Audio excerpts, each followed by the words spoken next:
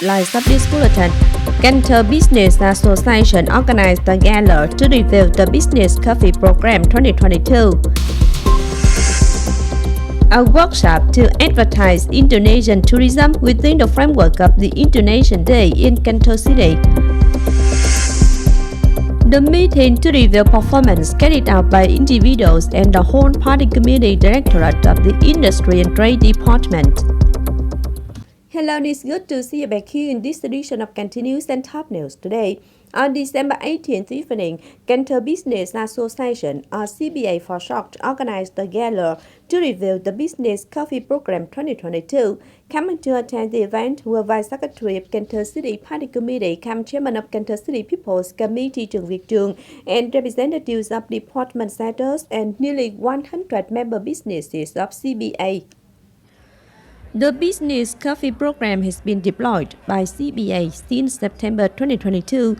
The program aims to help businesses have chances to exchange business operation and update orientations, policies, and laws relating to the business community. The program is also the connection between businesses and authority that helps the authority clearly catch the demands and expectations of businesses for timely support.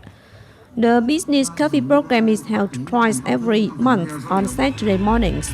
After 7 times, the program has attracted more than 500 tons of participation and has been highly valued by the business community for its practical benefits and closer connection with the authority.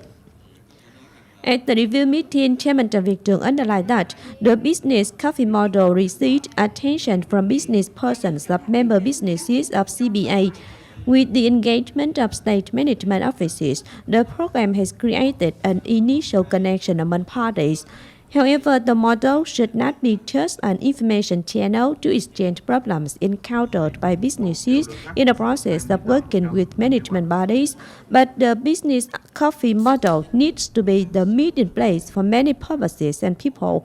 On this occasion, CBA signed the Comprehensive Cooperation Agreement with Viettel Cần Thơ, the branch of the Army Telecommunication Group, on the business support for promoting the multi-channel businesses in 2023. On December 18th afternoon, a workshop to advertise Indonesian tourism within the framework of the Indonesian Day took place in Cần Thơ City. Coming to attend the event were General Consul of the Republic of Indonesia to Ho Chi Minh City, Gustaviano Sobjan, and leaders of Cần Thơ City's Counter Sports and Tourism Department. The event aimed to introduce destinations and distinguish cultural features of Indonesia to the people of Cần Thơ while advertising tourism products and services of Cần Thơ to Indonesia, from then building up tours that are suitable with certain markets, boosting the cooperative relations, accelerating tourism promotion activities between Indonesia and Cần Thơ City. It's remarked by Indonesian Consul General to Ho Chi Minh City, Gustaviano Sobjan, Cần Thơ has strong potential for tourism. He believes that cultural differences between Indonesia and Cần Thơ will generate many cooperative opportunities for tourism development towards potential markets in the Southeast Asian region.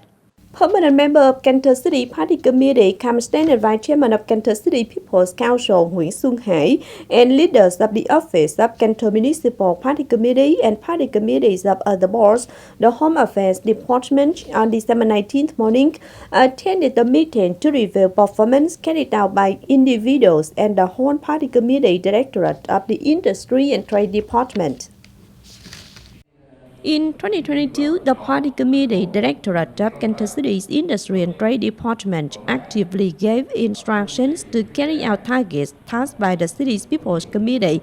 Results of their tasks helped contribute to recovering production and business, ensuring supply, avoiding the shortage of essential goods, ensuring a continual and safe supply of electricity for the core task of epidemic control, and giving timely advice to maintain enough supply of petroleum. Especially in 2022, some major quarters got a high results.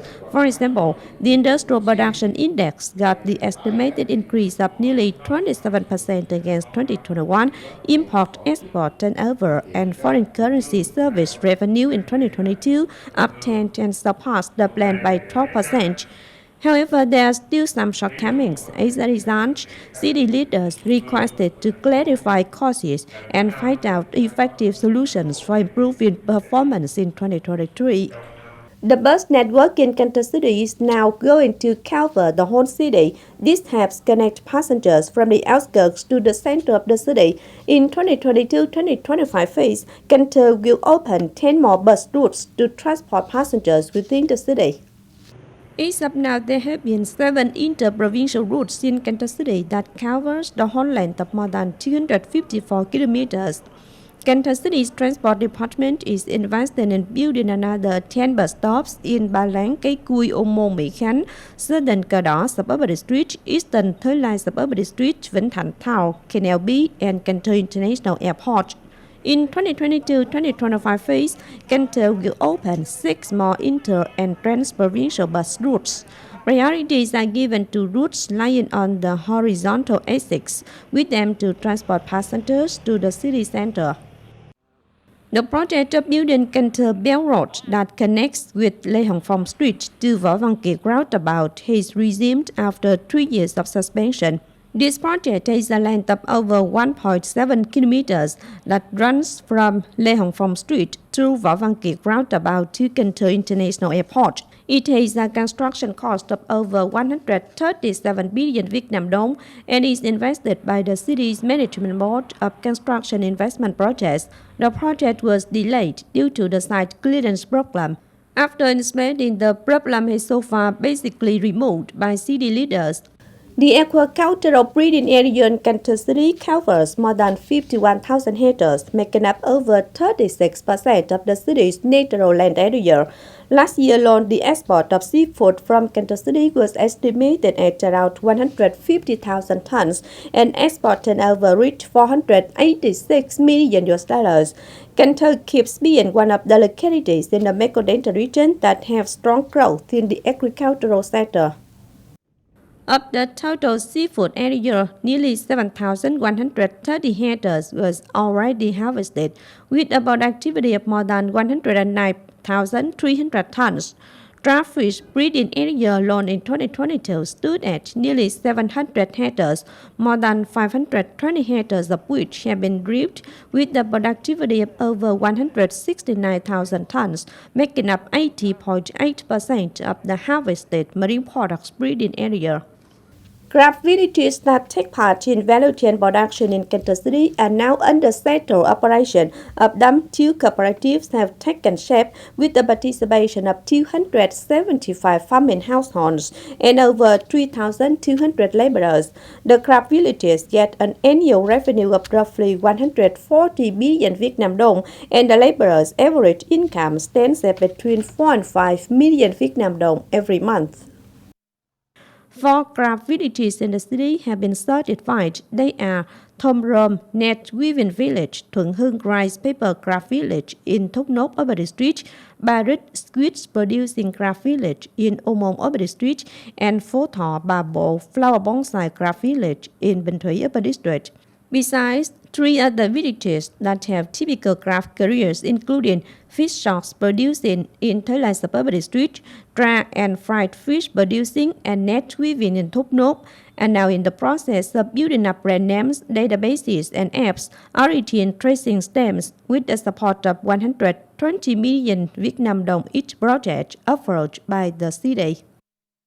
On December 18 morning, the Management Board of An Bình Football Court System organized the inauguration of Riverside Cồn Khương 2 Football Court Cluster in Cái Khế Road, Ninh Kiều Urban District, Cần Thơ City.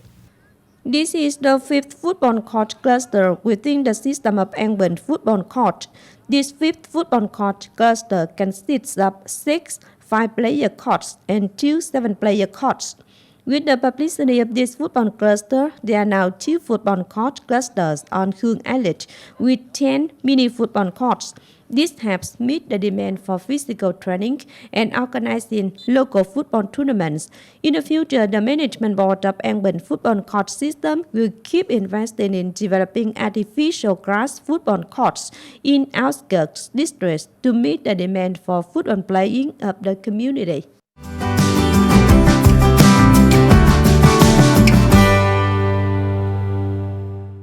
Now last but not least, we have the updated weather forecast.